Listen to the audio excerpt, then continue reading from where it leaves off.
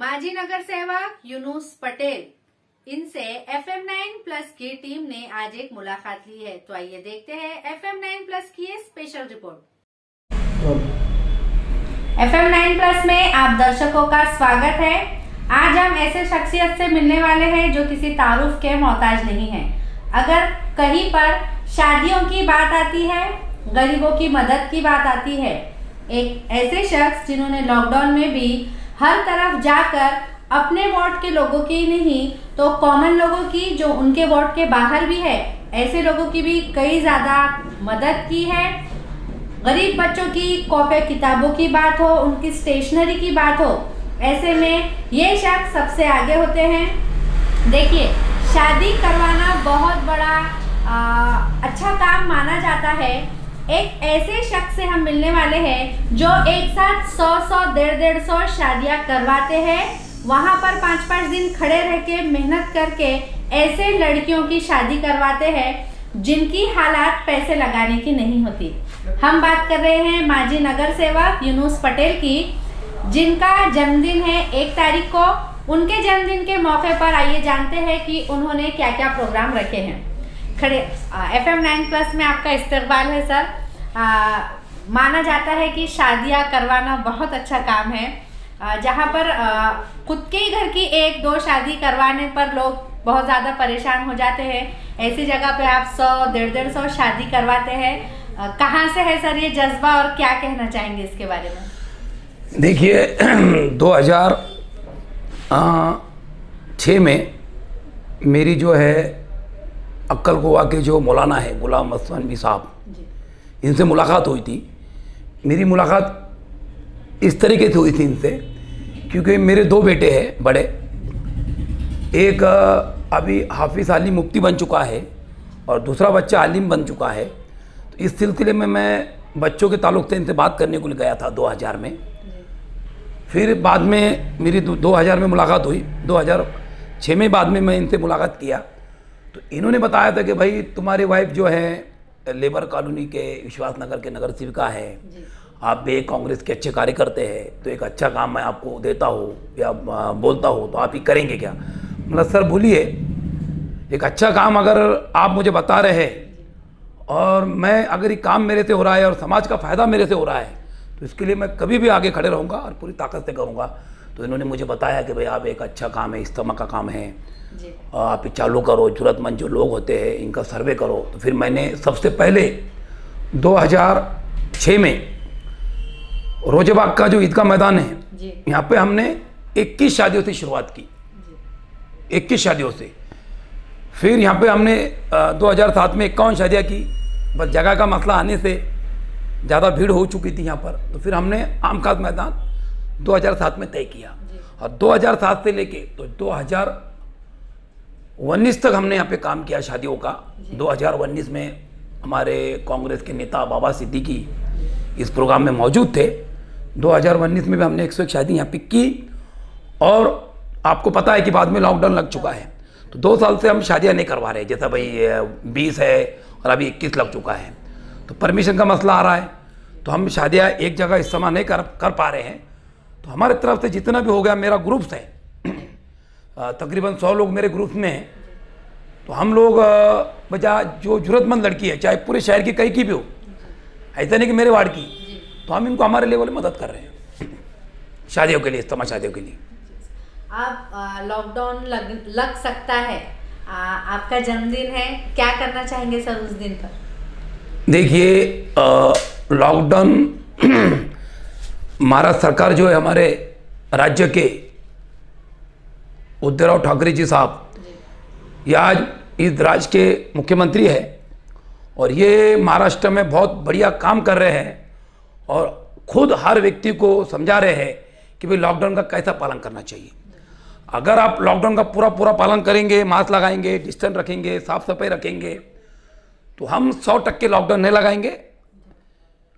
हम कम से कम लगाने की कोशिश करेंगे और अगर सरकार जो भी हमको मैसेज देती है लॉकडाउन किस तरीके से पालन करना चाहिए, किस तरह से हम लगाएंगे, तो हम पूरा उसका ख्याल रखेंगे।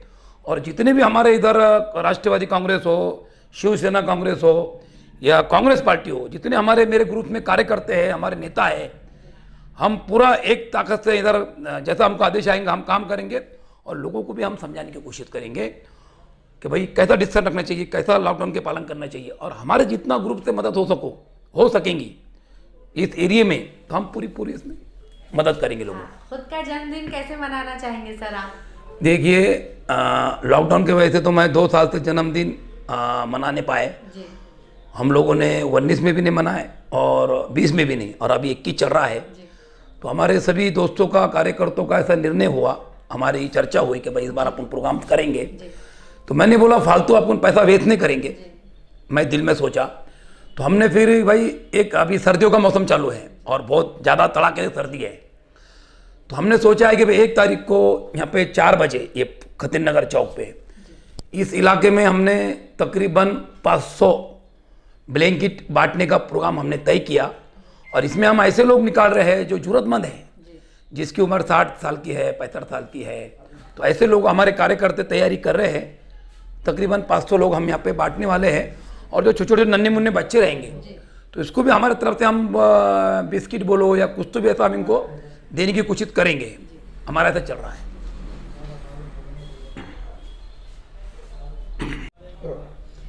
सर ये तो हो गई आपकी जन्मदिन की बात, लेकिन सर कोविड टाइम वापस से चालू है।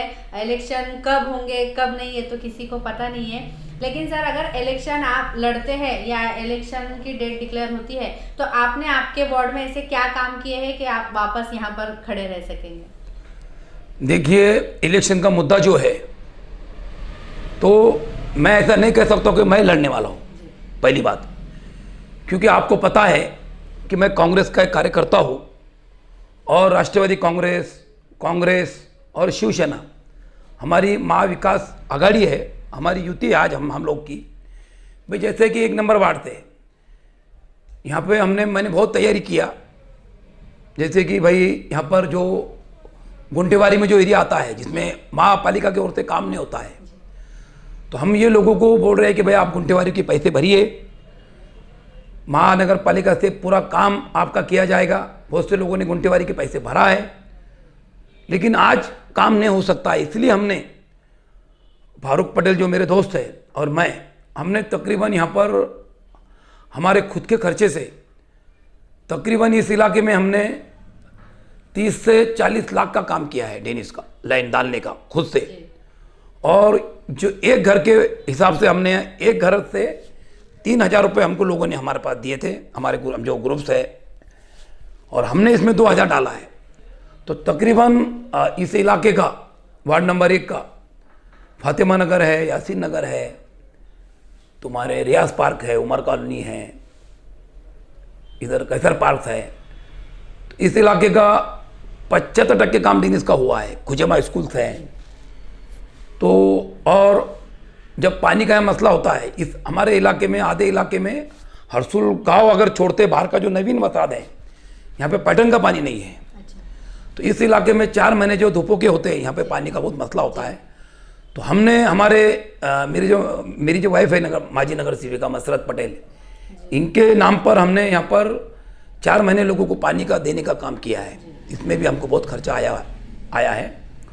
तो हमने बहुत अच्छे हमारे यहाँ पे काम से लोगों में जाकर हम काम करते हैं। आज भी लोगों के लिए हम खड़े हैं। फिर भी मैं ये नहीं कहूँगा कि मैं इलेक्शन लड़ूंगा।